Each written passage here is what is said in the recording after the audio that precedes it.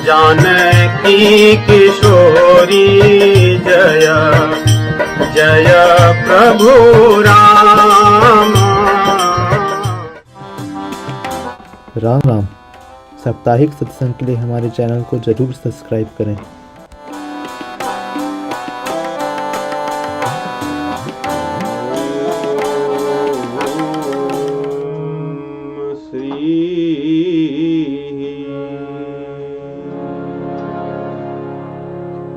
श्री सीतानाथ समारंभां श्रीरामानन्दार्य मध्यमाम् अस्मदाचार्य पर्यन्तां वन्दे श्रीगुरुपरम्पराम्।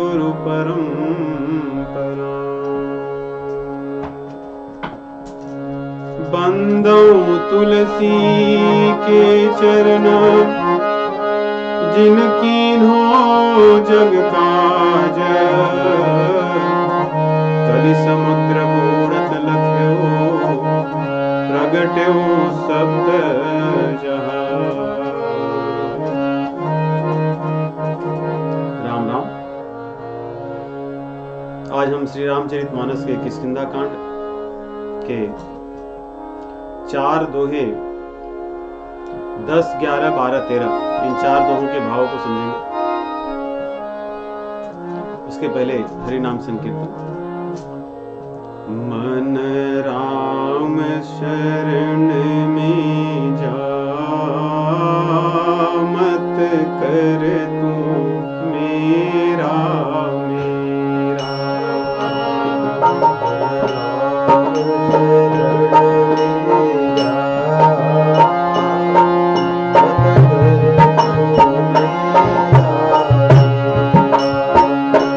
मन राम शरण में जा,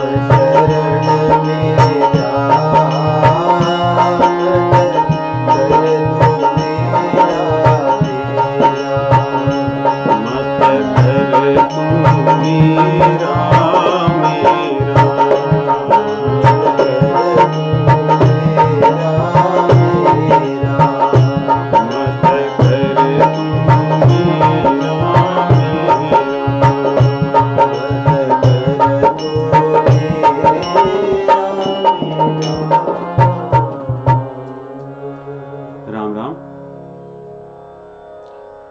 तो किष्किंधा कांड में भगवान श्री रामचंद्र जी सुग्रीव के सखा बने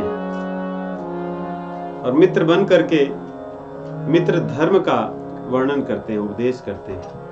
भगवान कहते हैं कि जे न मित्र दुख हो ही दुखारी, तिनहि बिलोकत पातक भारी। भगवान श्री रामचंद्र जी की दृष्टि में मित्र धर्म, मित्र के दुख से दुखी होना, ये मित्र धर्म है। और दुखी होकर के उसके दुख के निवारण के लिए कर्म करना, ये मित्र धर्म है। यदि ऐसा कोई नहीं कहता, नहीं करता, तो ऐसा मित्र कहलाने वाले व्यक्ति के मुख को भी नहीं देखना चाहिए। अगर मुख को हम देख लिए तो इतना बड़ा कुसंग होगा कि उसके मुख को देखने से हम पापी हो जाएंगे। ये भगवान श्री रामचंद्र जी का मित्र धर्म कहता है। इसीलिए बाली से रामचंद्र जी को कुछ लेना देना नहीं है, उसको तो जानते भी नहीं, कोई बात ही नहीं हुई है। परंतु सुग्रीव के दुख को सुनते ही उन्होंने शपथ ले ली कि सुन सुग्रीव मारी हूं बाली ही एक ही बाण, मैं एक बाण से उससे मैं वध कर दूंगा, तुम चिंता न करो। और वध तो करूंगा, अगर उसकी कोई रक्षा के लिए आएंगे वे भी उसको नहीं बचा पाएंगे।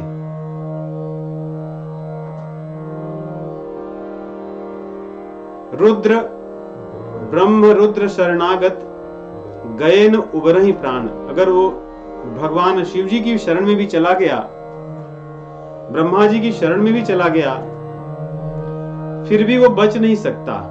ऐसा इस प्रकार की प्रतिज्ञा करके भगवान श्री रामचंद्र जी ने युद्ध करने के लिए सुग्रीव को भेजा कि जाओ ललकारो, युद्ध करो। सुग्रीव ललकारते हैं, बाली युद्ध के लिए अभिमानवश दौड़ा आता है।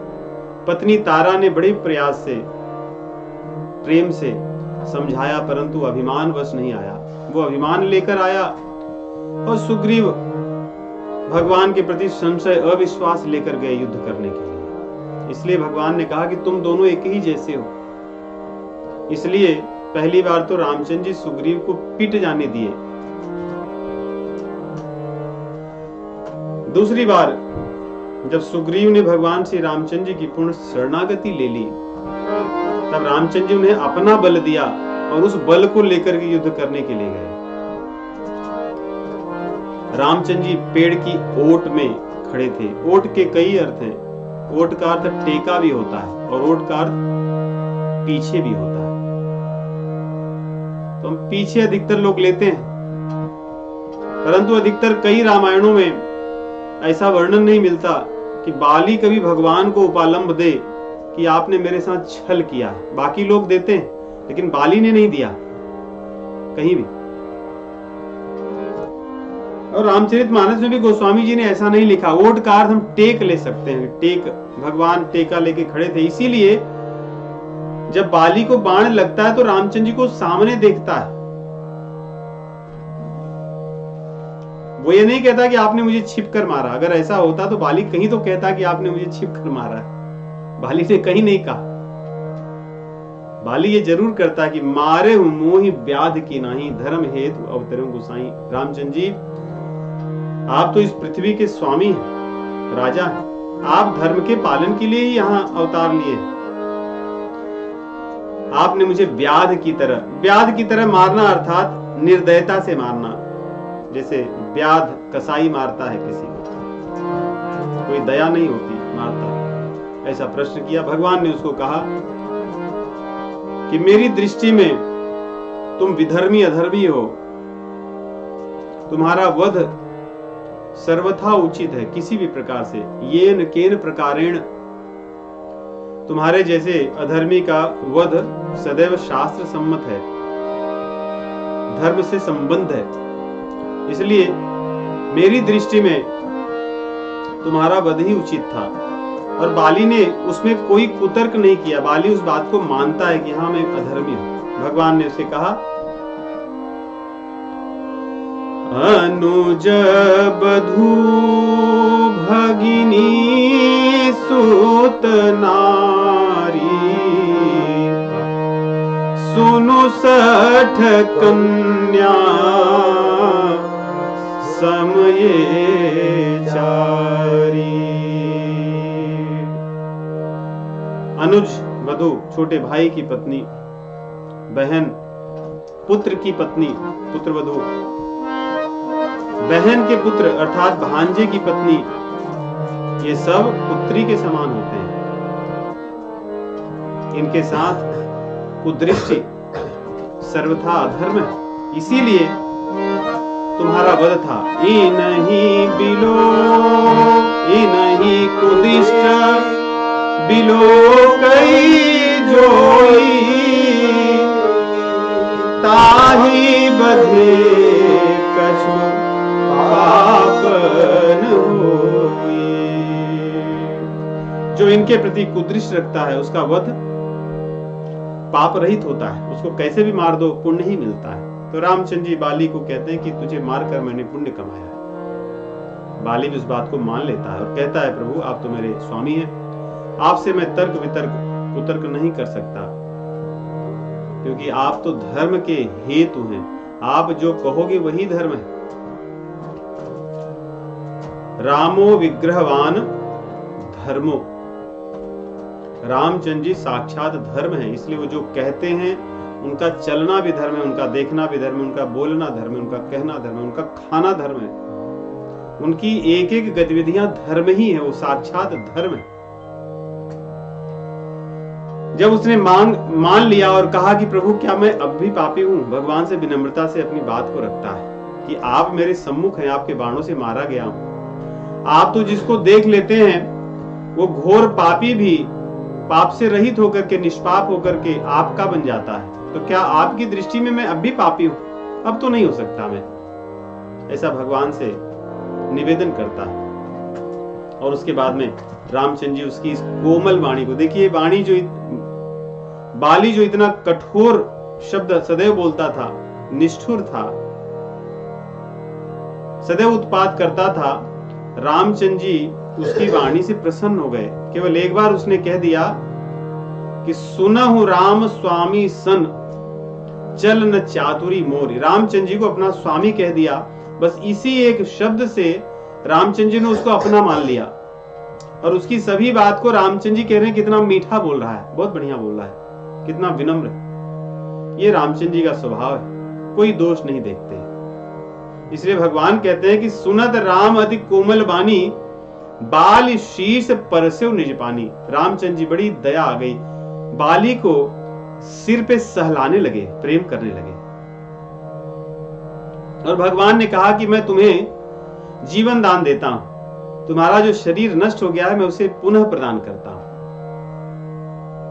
तुम जीवित हो जाओ और तुम राज्य करो जो करना है। अचल करऊं तनु राखूं प्राणा, बाली कहा सुन कृपा निधाना। जब बाली ने कहा कि अब तो ये मुझे पुनः जीवित कर देंगे, तो बाली को अच्छा नहीं लगा। उसने तुरंत कहा प्रभु आप कृपा कीजिए, आप तो कृपा निधान है, फिर से वही संसार में फिर से शरीर दोगे। शरीर छूटने के लिए तो मुनि लोग यत्न करते हैं कि शरीर छूट जाए, और मेरे जैसा सौभाग्य किसका होगा कि आपके सम्मुख मेरा शरीर छूट रहा है। लोग आपके नाम के लिए जीवन भर यत्न करते हैं, मैं तो आपको साक्षात देख रहा हूं, आप मेरे सिर पर अपना कर कमल स्पर्श करा रहे हैं, इसलिए आप ऐसे कैसे कह रहे हैं, इस शरीर में क्यों लूंगा, ये तो वैसे भी एक न एक दिन नष्ट होना था। अर्थात बाली इस समय भगवान की शरण में आ गया और भगवान ने उसे अपना लिया। बाली कहता है बहुत सुंदर बात, जन्म जन्म मुनि जतन कराई,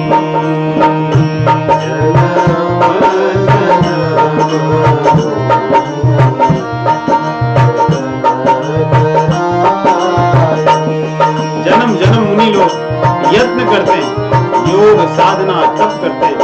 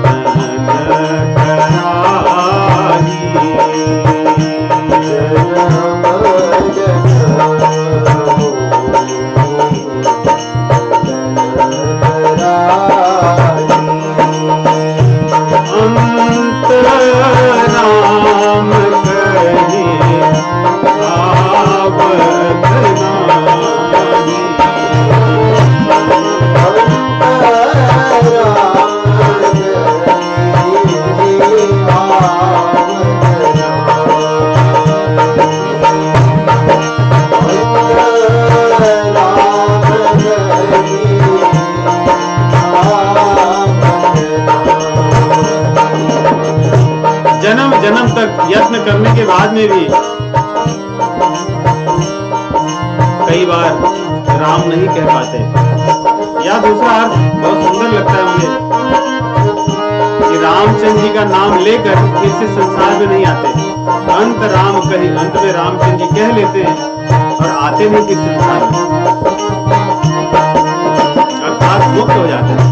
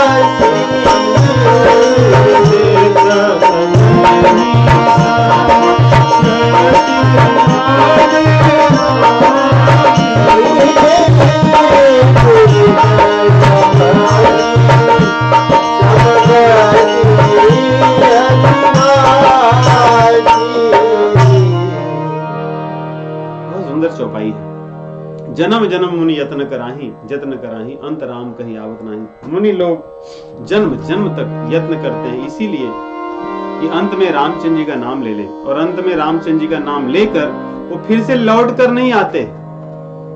वैसे तो सामान्य अर्थ अनुवाद में वो भी अच्छा अर्थ है कि अंत राम कही आवत नाही, राम अंत में कहना बहुत कठिन है, परंतु कई आचार्यों ने इसका दूसरा भाव कि जन्म जन्म मुनि यत्न करते हैं तब अंत में रामचंद्र जी का नाम कह पाते हैं, और वैसा कह करके फिर संसार में नहीं लौटते। और वही राम नाम जिसके बल पर भगवान शिव जी काशी में देह त्यागने वाले सब ही सम, कितनी सुंदर ये दो शब्द कहे हैं गोस्वामी तुलसीदास जी ने कि सब ही अर्थात पशु पक्षी पापी पुण्यात्मा धर्मात्मा या अधर्मात्मा जो भी हो सबको सम अर्थात समान अर्थात मुक्ति दे देते हैं भगवान शिव जी।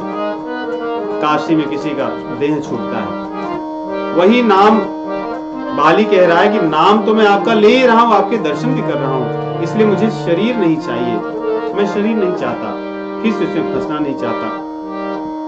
ऐसे रामचंद्र जी मेरे सम्मुख खड़े हैं, ऐसा अवसर कभी किसी को नहीं मिलेगा, ऐसा वो कह रहा है।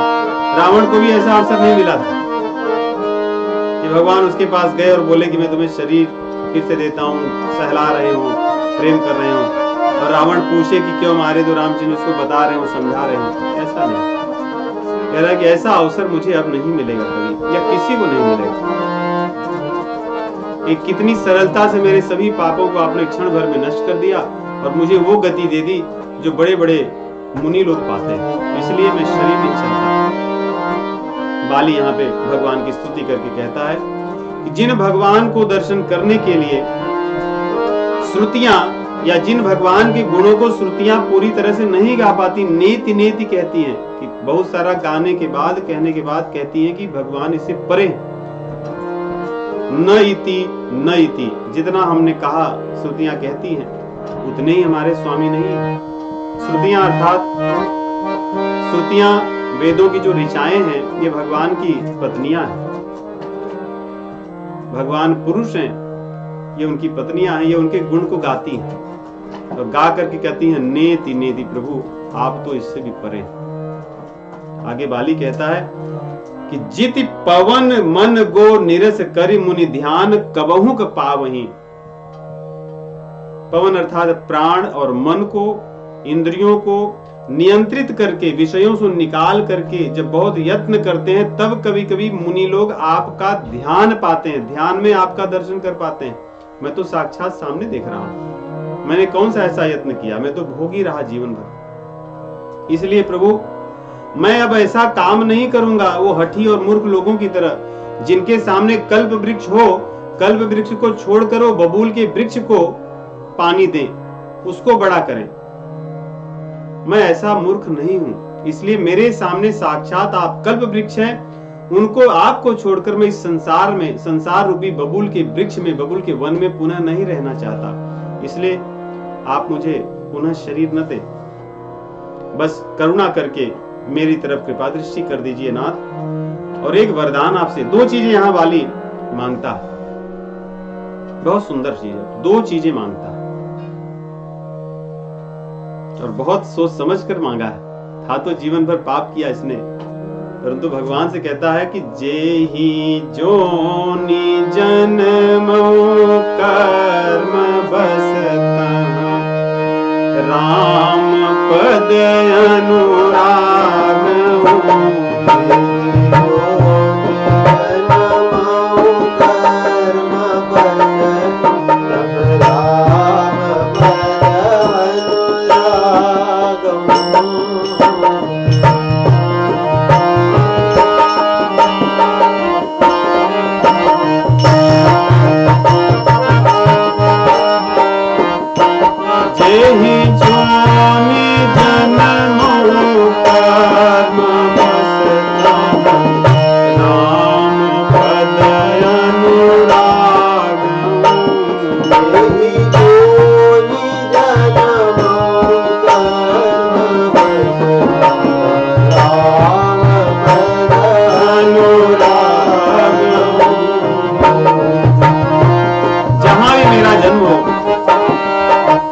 योनि में, यहाँ तो मैं बंदर हूँ, आप जहाँ चाहे जैसे, मेरा कर्म तो अच्छा नहीं है।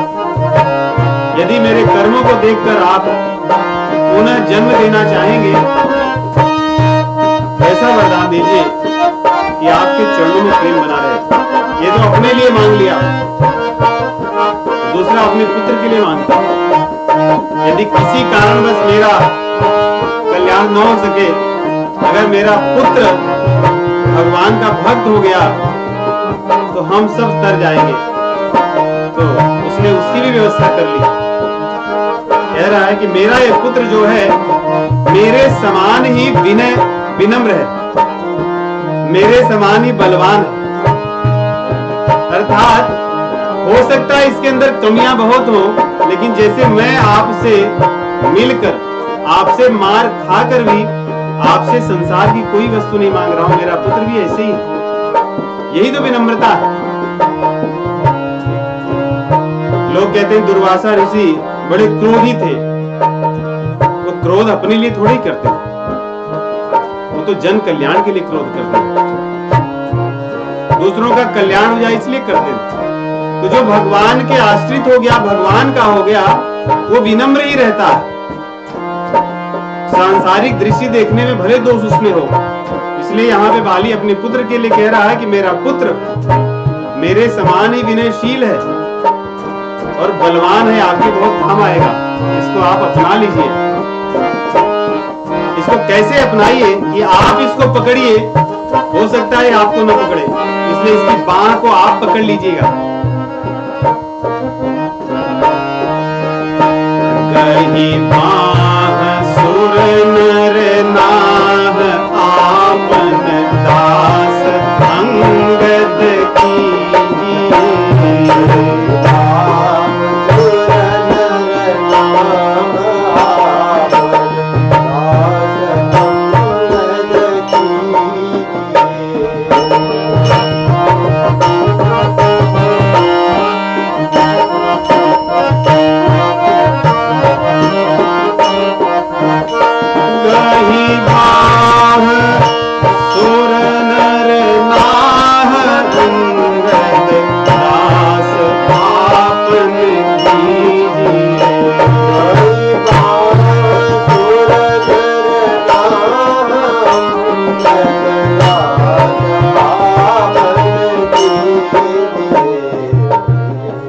बाली ने अपने लिए और अपने पुत्र दोनों के लिए मांग लिया।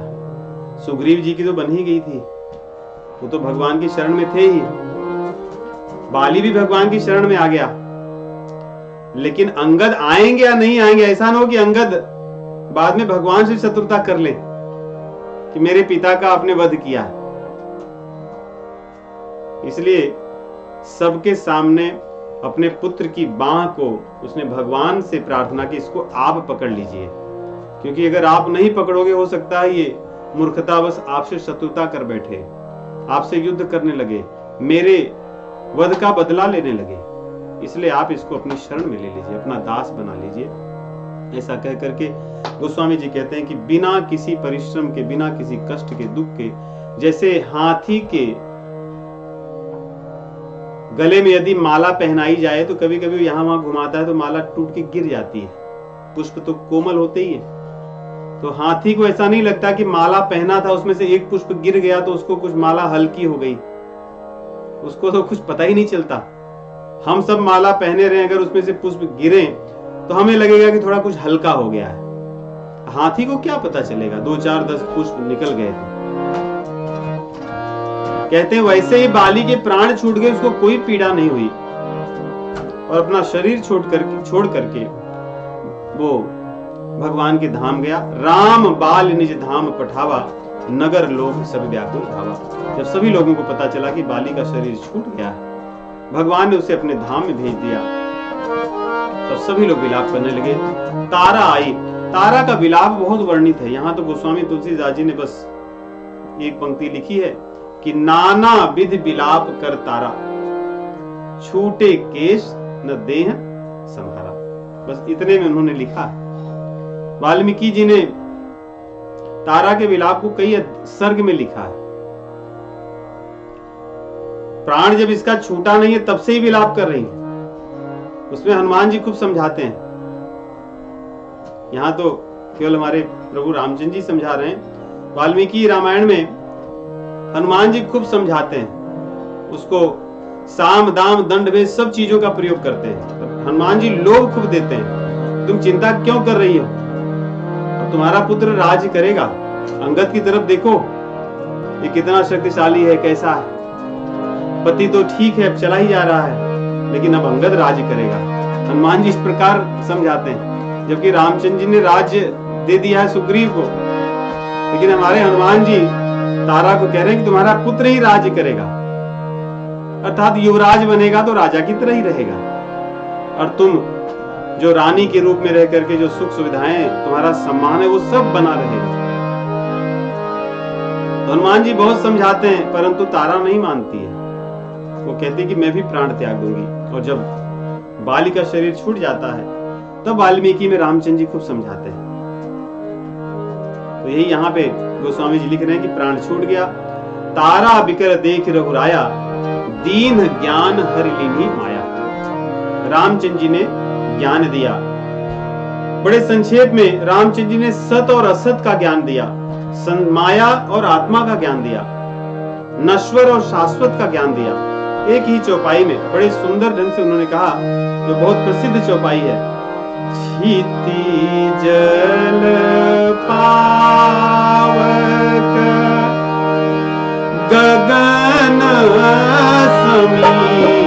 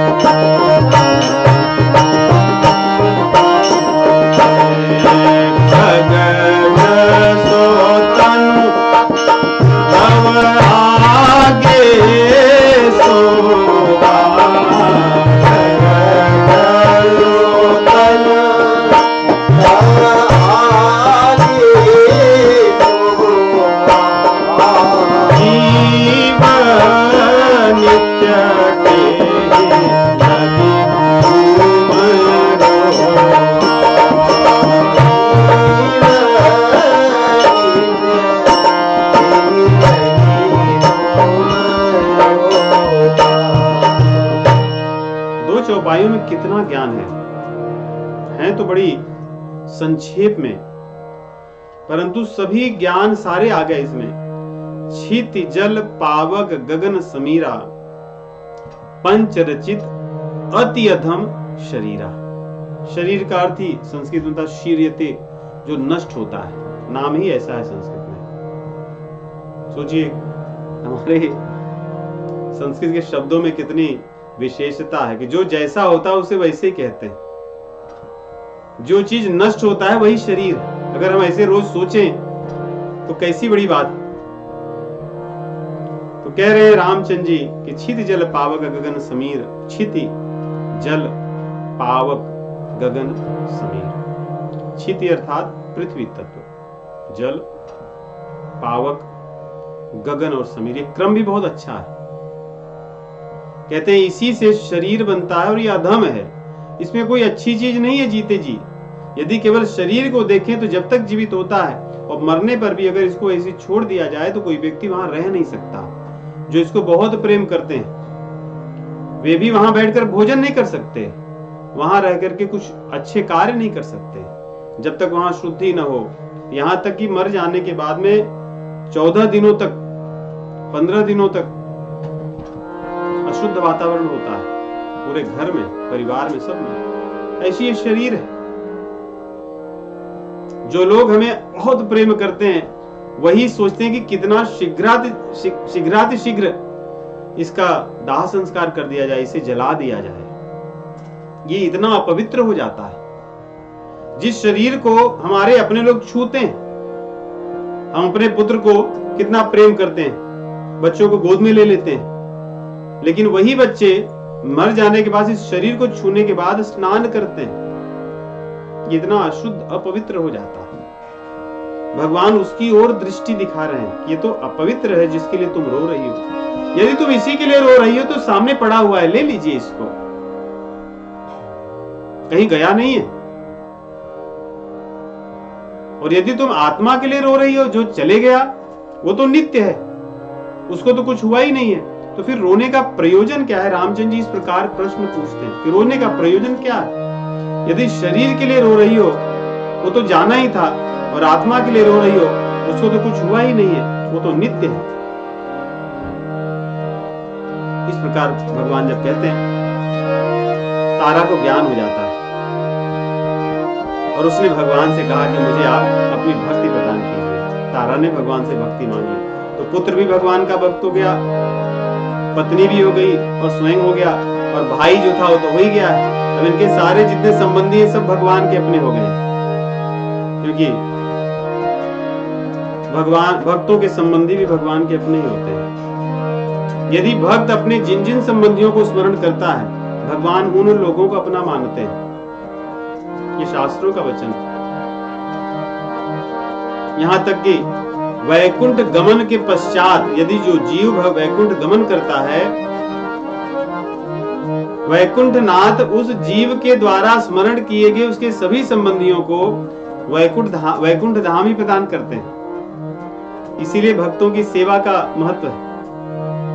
यदि उनसे हमारा संबंध हो जाए तो कहते हैं हम तो तर जाएंगे। हमारी परंपरा ही ऐसी थी। सब व्यक्ति भक्तों से अपना संबंध रखता था, उनका सम्मान करता था, उनके प्रति अपराध नहीं करता था। यही कारण था। तो यहाँ पे बाली के सभी लोग भगवान के भक्त बन गए। तो एक चीज यहाँ पे अगर देखोगे, क्षिति जल पावक गगन समीर पंच रचित अति अधम शरीर जो कह रहे हैं, इसके क्रम में बड़ा अच्छा दर्शन छिपा हुआ है। शरीर जब बनता है, भागवत पुराण में तृतीय स्कंद में भगवान कपिल अपनी माता को बताते हैं कि किस प्रकार जीव मां के गर्भ में आता है। यही क्रम है। सबसे पहले पृथ्वी तत्व में जल मिलता है,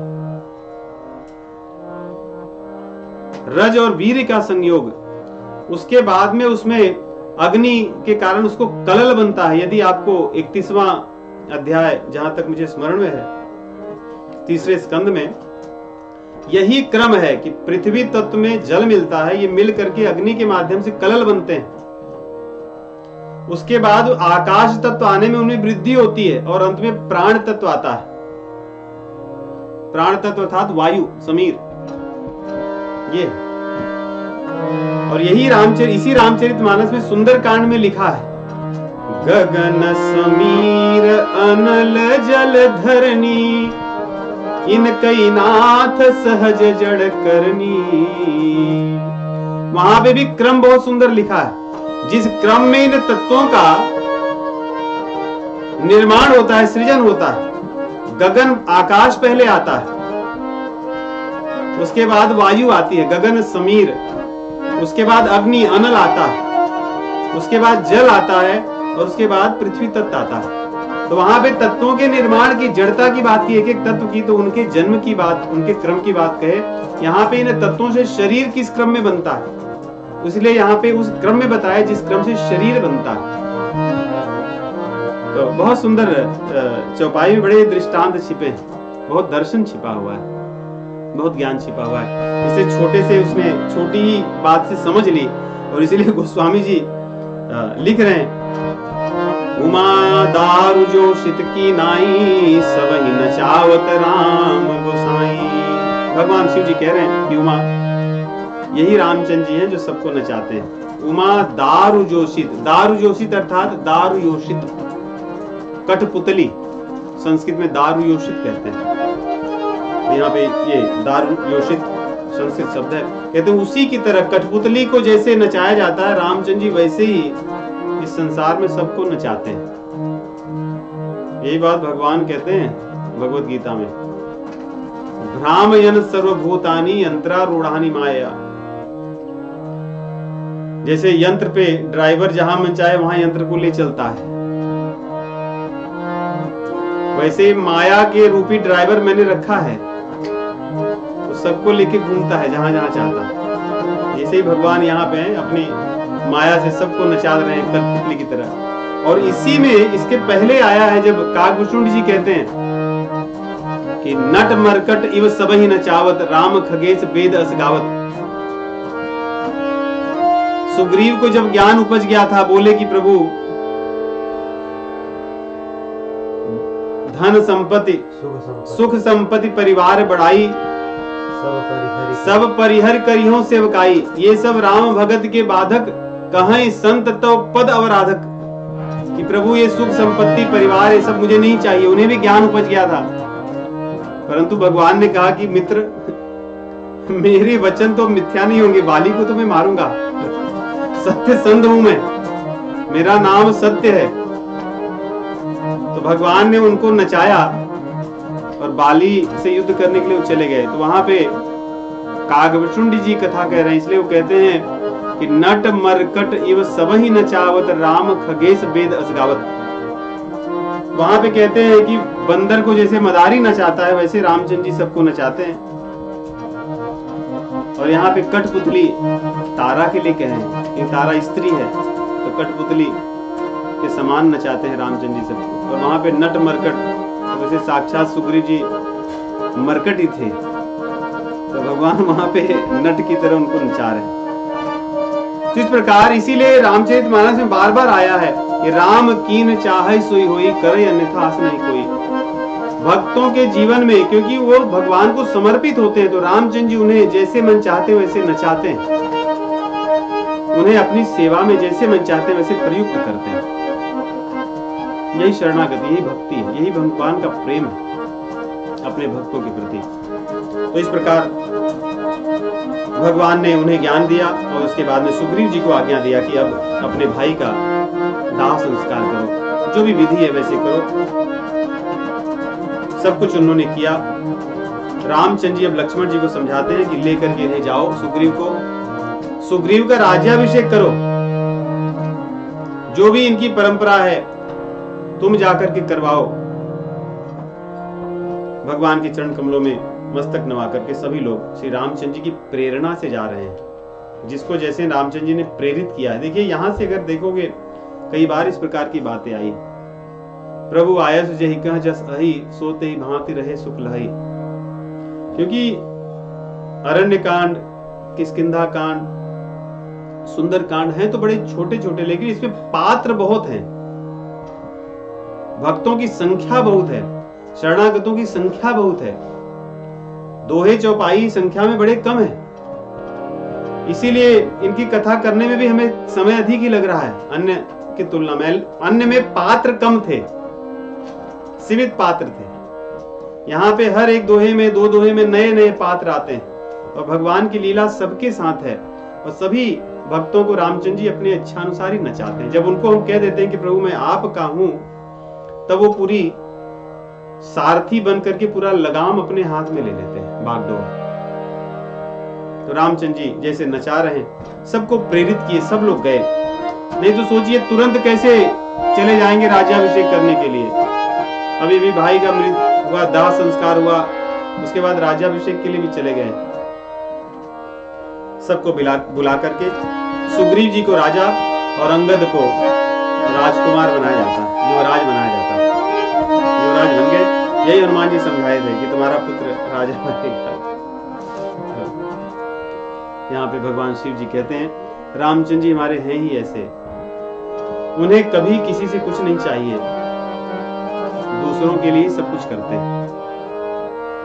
सोचिए केवट भगवान से पार करने के लिए जब कहता है, केवट से भगवान जब पार करने के लिए कहते हैं,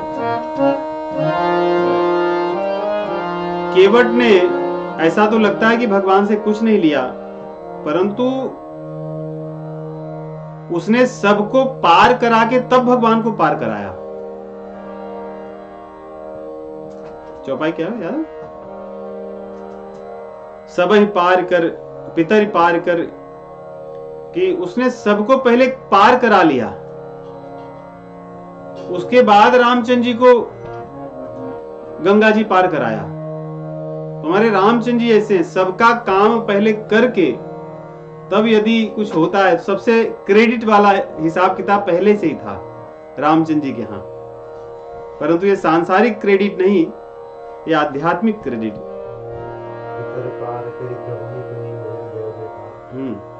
पीतरी पारी करी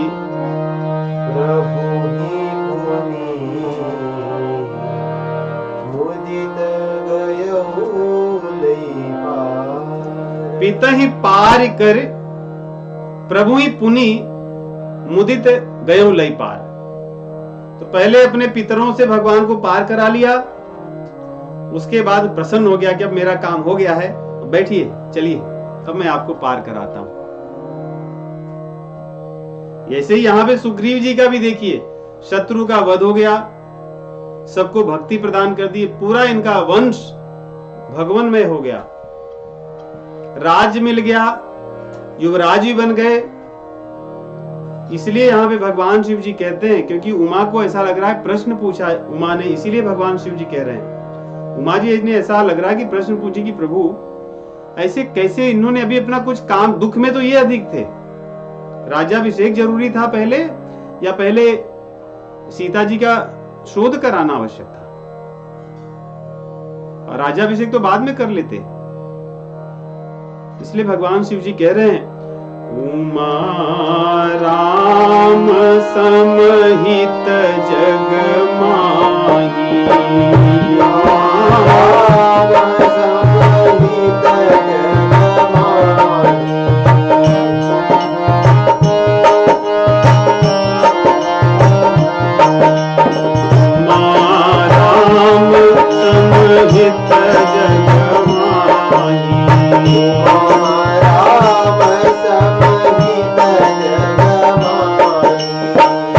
गुरु पितु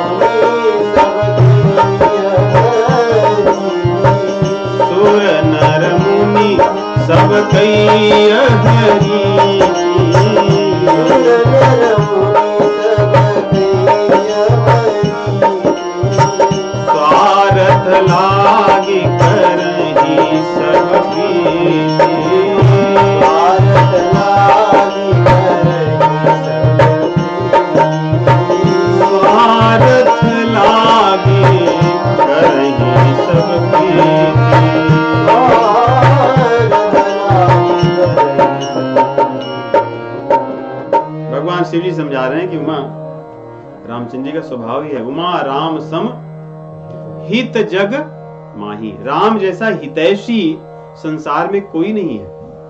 न तो माता, न तो पिता, न तो बंधु, न तो गुरु, न तो स्वामी, कोई नहीं। गुरु के लिए भी प्रश्न उठता है, नहीं, गुरु तो भगवान से जोड़ने वाले होते हैं, इसलिए उन्होंने पहले गुरु कहा कि हाँ सही बात है, गुरु के सदृश कोई नहीं है।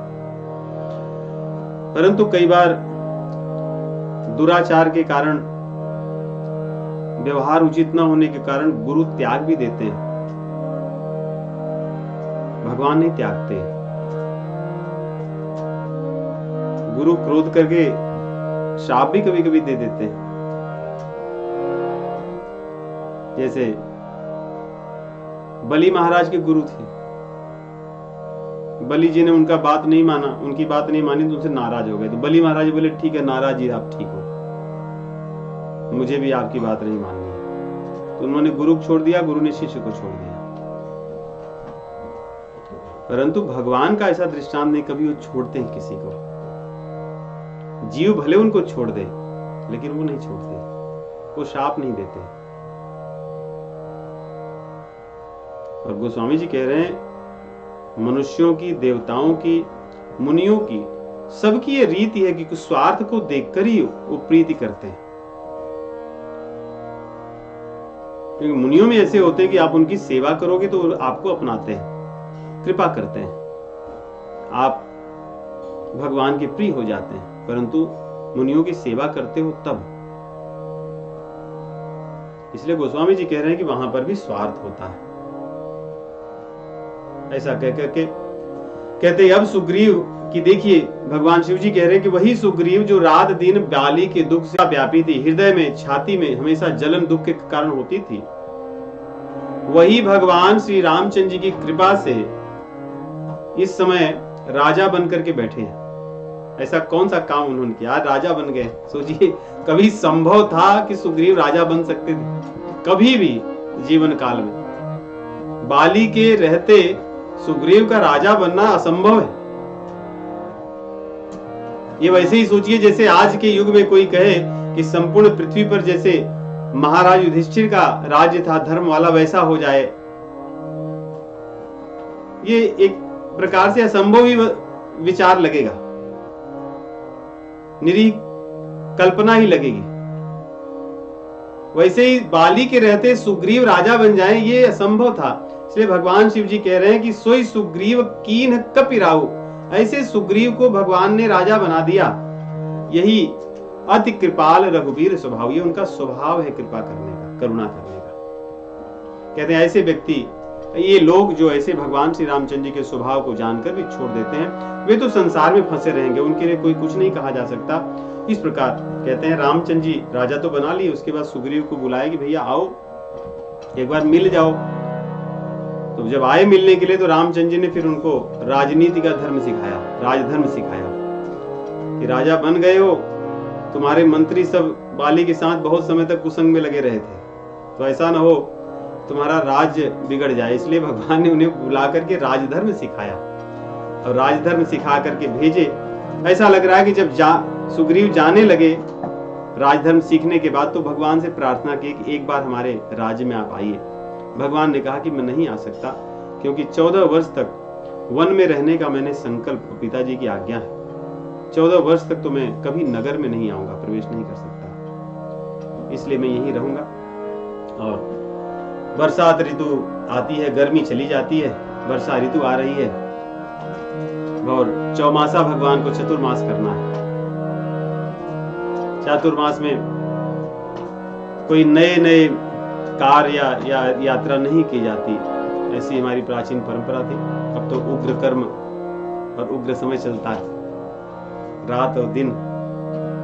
जब रजोगुण तमोगुण की वृद्धि बहुत होती है तो जीव के जीवन में सुख और शांति नहीं होती, उसे लगता है नहीं। पहले सोचिए कैसा था ना, 4 महीने लोग एकदम आनंद लेते थे और फिर भी उनको जीवन में सब कुछ रहता था, शांति रहती थी, सुख रहता था, भोजन मिलता था, कथा होती थी, सत्संग होता था।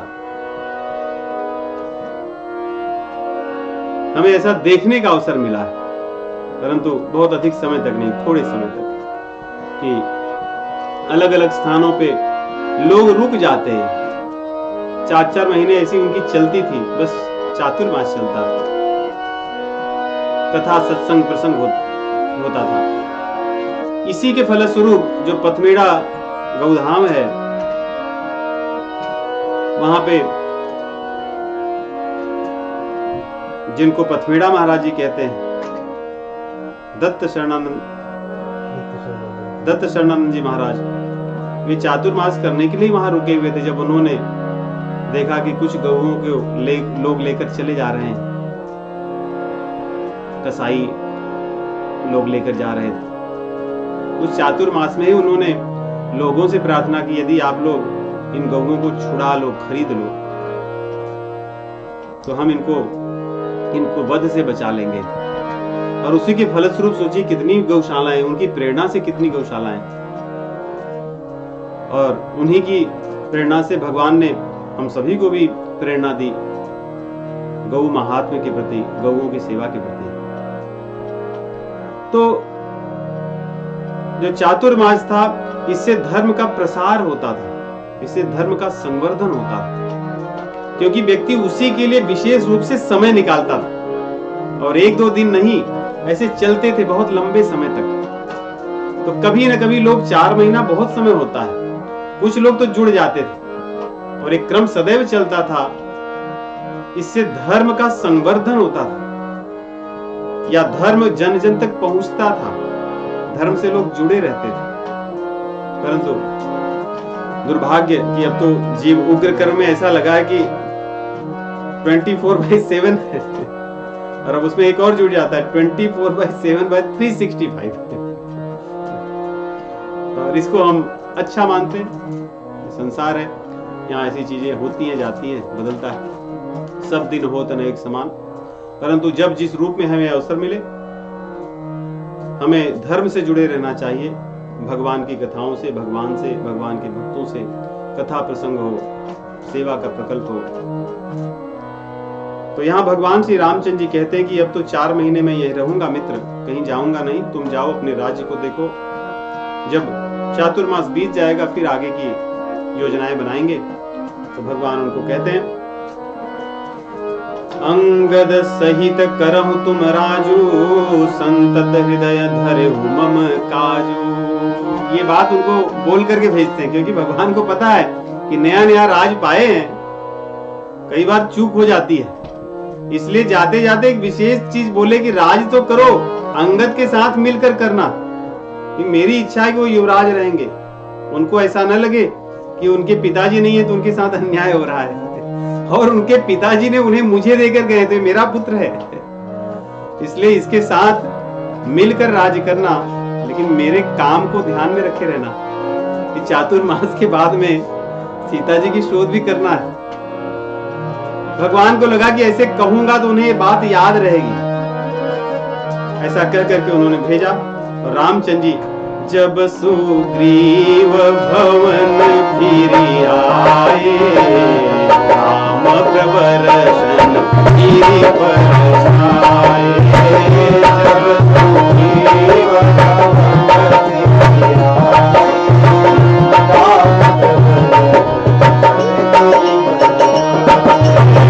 जब सुग्रीव भवन फिरि आए,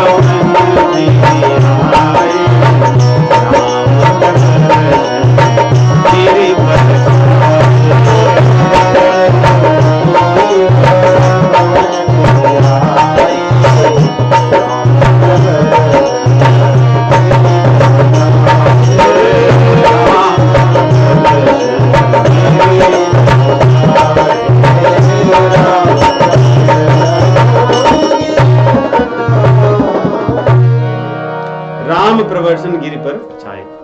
रामचंद्र जी कहां पे छाए हैं? कह रहे प्रवर्षण पर्वत है, इस नाम भी इसका बड़ा सुंदर है। ये जो वर्षा ही नहीं प्रवर्षा करता है, ये भक्त की, प्रेम की, धर्म की वर्षा करने वाला ये पर्वत है। जहां पे रामचंद्र जी स्वयं विराजमान हो तो वहां पे कैसी वर्षा होगी? प्रेम की, भक्ति की वर्षा होगी, कृपा की वर्षा होगी। भगवान वहां रह करके सब पर कृपा करने के लिए कृपा रूपी वर्षा कर रहे हैं।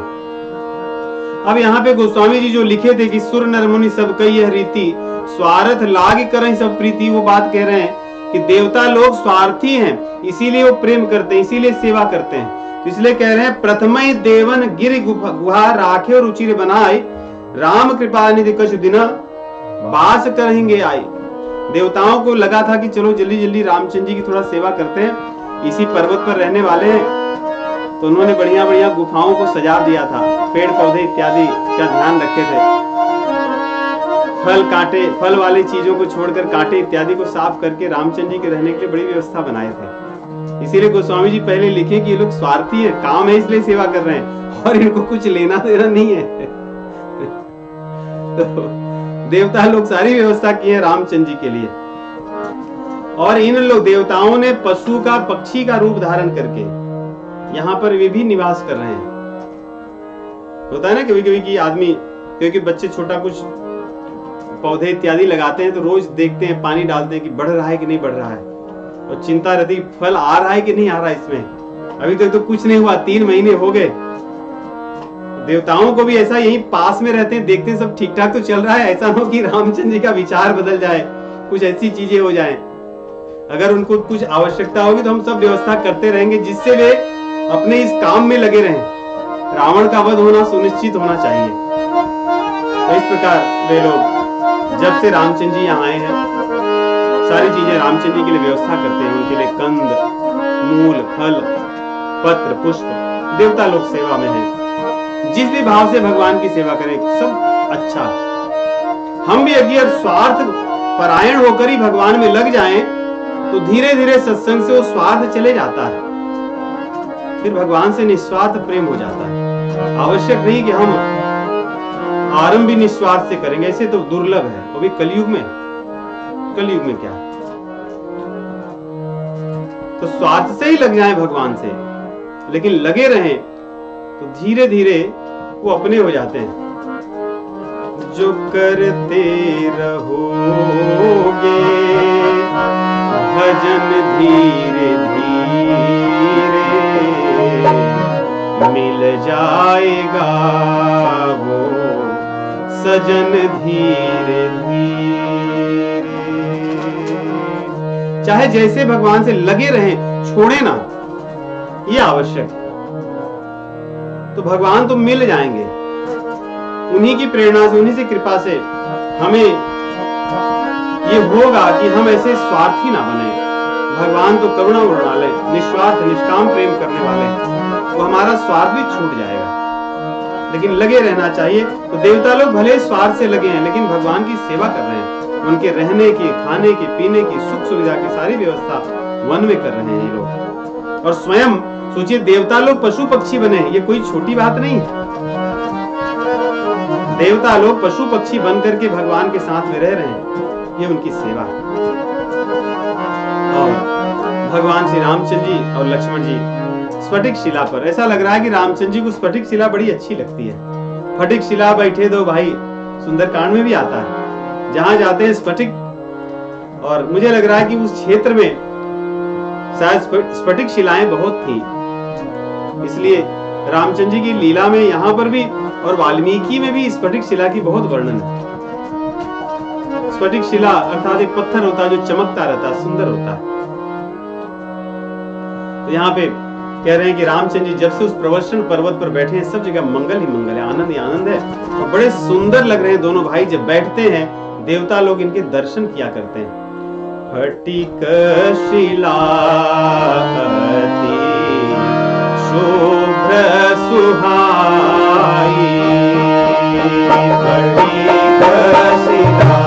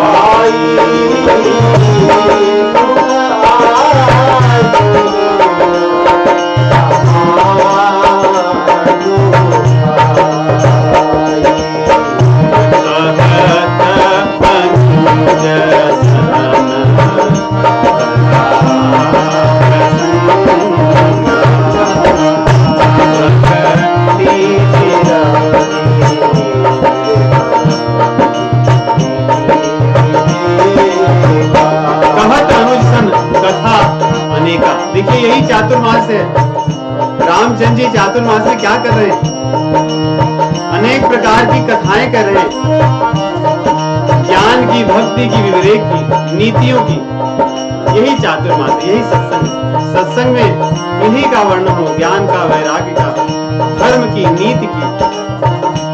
इसी से मानव समाज मानव बना रहता है। तो भगवान भी ये सिद्धांत, मर्यादा स्थापित कर रहे हैं कि चातुर्मास में जहां भी रह रहे हैं वे चातुर्मास का पालन कर रहे हैं। अब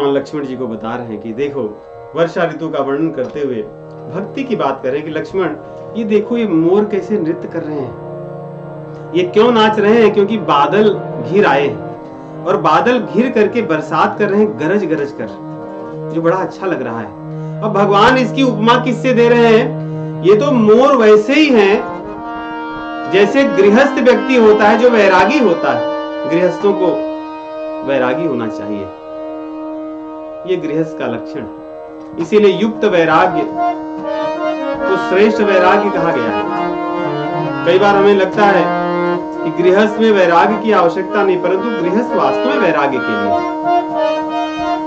भगवान कह रहे हैं जैसे गृहस्थ जो वैरागी होता है वो विष्णु भक्तों को देख करके प्रसन्न होता है, नाचता है,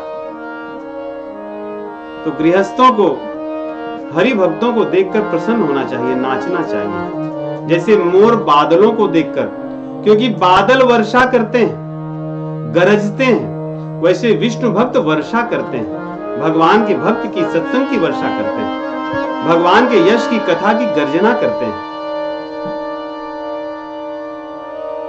ग्रीष्म ऋतु के कारण जब मोर कष्ट सहता रहता है और बादलों को देखकर प्रसन्न हो जाता है कि अब मेरा ताप कम हो जाएगा, नष्ट हो जाएगा, वैसे ही गृहस्थ जो वैरागी होता है वो प्रसन्न होता है कि अरे हरि भक्त आए, ये मेरे जीवन के ताप को दूर कर देंगे। जो संसार में मैं फंस करके प्रतिदिन कामनाओं के ताप से तप रहा हूं, ये मेरे ताप को दूर करने के लिए आए। इसलिए उनको देखकर वो प्रसन्न होता है, नाचता है, नृत्य करता है, उनको रिझाता है। तो इस प्रकार भगवान लक्ष्मण जी को बता रहे हैं, चातुर्मास की कथा कर रहे हैं, और एक कथा बड़ी लंबी है। ये तो ऐसा है कि आगे के एक एक दोहे शायद एक एक घंटे कम होंगे। भगवान लक्ष्मण जी को चातुर्मास में भक्ति, ज्ञान, वैराग्य, नीति, धर्म सब चीजें बता रहे हैं। ये हम सभी भक्तों के लिए एक प्रकार से एक संक्षिप्त गीता है जिसमें सब कुछ है, भक्ति शास्त्र छिपा है। उस कथा को अगले सप्ताह श्रवण करेंगे। हरि नाम संकीर्तन करते हैं।